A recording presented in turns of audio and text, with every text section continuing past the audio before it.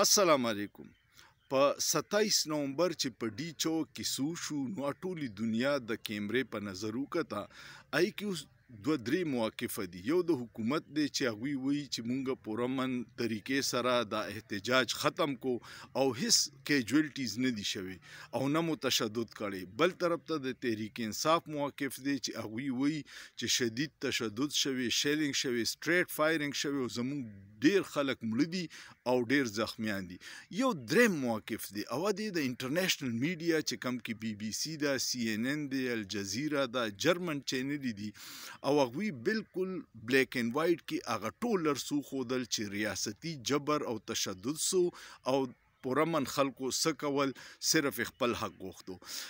نن په ګارډین کې او دغه خلک چې دی انټرنیشنل اسټیبلیشمنت، انټرنیشنل جو چې کم هیومن رائټس ارګنایزیشن دی، د پاکستان د جیو یا د ای آر واي یا د نورو چینلو په دروغو یقین نه کوي. هغوی انټرنیشنلی اتنټیک خبر باندې یقین کوي.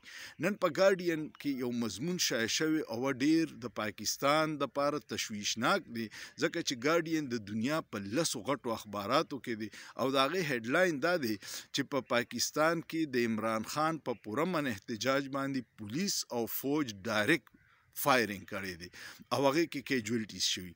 بیا هغوی دا خبر ورکو چې په هسپتالونو باندې د انتظامیې او د ایجنسیانو ډیر پریشر دی چې تاسو به د مړو تعداد یا د زخمیانو نښه او ګارډین لیکلي چې موږ ته د پیمز هسپتال څه ډاکټرانو په دې شرط وي چې زموږ نوم بنالی وی چې تقریبا 17 مړي او په سونو زخمیان دي. دا صرف د یو هسپتال ریپورټ دی چې ګارډین کړی دی. اوس حکومت دا ډینای کوي خو دوی نشي کولی. دی واقعي صرف د خپل ضد او ونا دپاره ته د پرامن احتجاج حق دی هلې خلکو نه.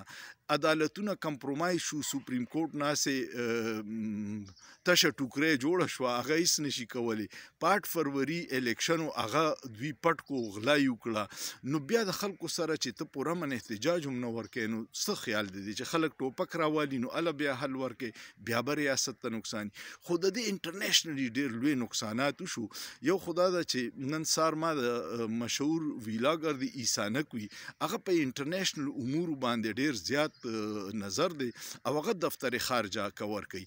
هغه وی چې ما د ډیرو سفارتخانو ته پرسنلی فونونه وکړو، تپوس مو چې وکړو چې تاسو د دې باره کې به اوس انټرنیشنلی یا په خپل ملکونو کې په یورپ کې چې څوک تعینات دي څه به وایي. نو بیا مې ترې تپوس وکړو چې فرض که دې واقعي له موږ د 1 نه 10 نمبرې ورکړو چې 1 دا ده چې هیڅ نه دي شوی او 10 دا چې شدیدترین تباهي شوې ده او مخکې به موږ نشو ډیفینډ کولی. نو وی ټولو سفارتخانو وی چې دا واقعیا 8 نه 9 نمبرې تباهي ده چې پاکستان موقف به مونږ په هغې ادارو کې په هغې هیومن رایټس ته صحافیانو ته انټرنیشنلي څنګه ښیو. دویمه دا ده وي چې اوسه پورې دفتر خارجه یا حکومت مونږ ته څه بریفینګ نه یې راکړی چې ستاسو نه څوک تپوس وکړي تاسو په دې واقعه باندې څه وایي.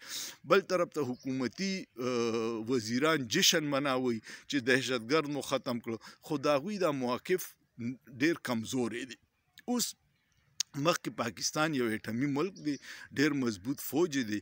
د پاکستان یو خبره به عالمي قوتونو کې منل کېدی شوه، خو مونږ به چې کله دا ووایي چې اسرائیل په فلسطین ظلم کوي نو خلکو به زمونږ خبره واورېده، یا به مونږ ووایي چې هندوستان په کشمیریانو ظلم کوي، انټرنیټ یې بند کړی دی، بغیر فایاره غواګانې کوي، د هغوی فریډم اف سپیچ یې ترې اخیستی دی، جعلي مقدمې ترې کوي، په پولیس مقابلو کې وجني.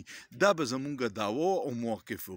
اوس زمونږ اخلاقي طور دا موقف بالکل غلط شو، ځکه چې مونږ دا آواز چوته وو نو هندوستان به وایي چې کشمیر خو د دلی نه په زرګونو کیلومیټر لرې دی، تا خو په اسلام آباد کې په خپلو خلکو باندې چې کم تشدد وکړو، کم د انساني حقوق خلاف ورزي دې وکړه. محسن نقوي وایي چې دا یو شیل چې دی دا انسوګیس دا په 4.5 دی او تقریبا خلک وایي چې 40,000 شیلې فایر کړي، نو په کروڑونو اربونو روپۍ دی دا تاوان وکړو.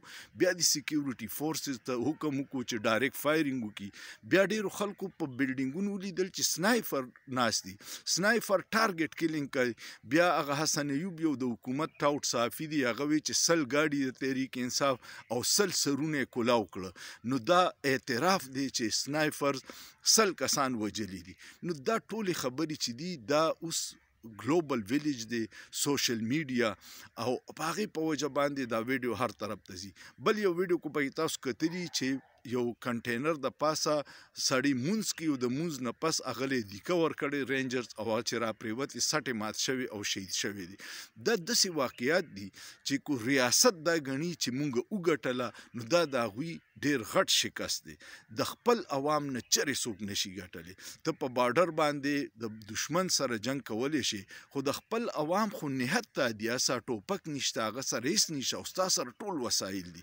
نو د دې نقصان ریاست ته ډېر زیات شو په عالمي سطح او په عوامو کې چې کوم غلط تاثر لاړو. دا نسلونه چې دي دا به ځوانان دي 7-8 کروڑ په پاکستان کې او دا ځوانان به پر روان 30-40 سال د ملک په انتخابي سیستم کې او په ملک په ترقۍ کې د ملک په سیستم کې خپل کردار ادا کوي.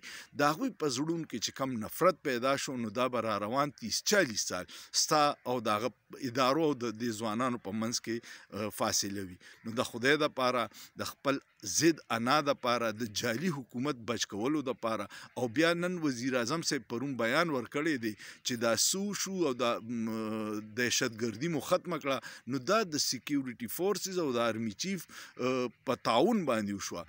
دوی هم دا سیاستدانان ډېر فراډیاني دوی هم ټوله ملبه اوس په فوج واچوله چې دا هر سو شو ځکه چې دوی خو دا نه مني چې څه نه دي شوي خو انټرنیشنل میډیا ټول ښیي چې څومره مرګونه شوي دي او څومره دغه شوي دي.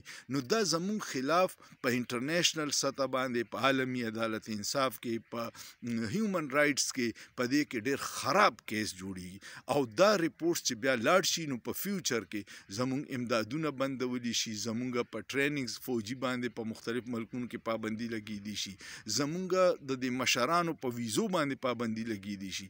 نو ملک داسې حل ته مه بوځئ. اوس خو ته ګلوبل ویلیج کې ته د دنیا نه کټ نشئ پاتې کې ته به دنیا سره یو ځای ځې په 26-27 کنونشن موږ دسخطې کړي دي چې موږ به د هیومن رایټس پاسداري کوو موږ به د اقلیتونو د حقوق کوو موږ به د فریډم اف سپیچ خبره کوو او موږ به خپل خلکو له د آزادانه منصفانه انتخاب حق ورکوو. ټول تې واغستو نو پاتې څه شو؟ ستاسو څه خیال دی؟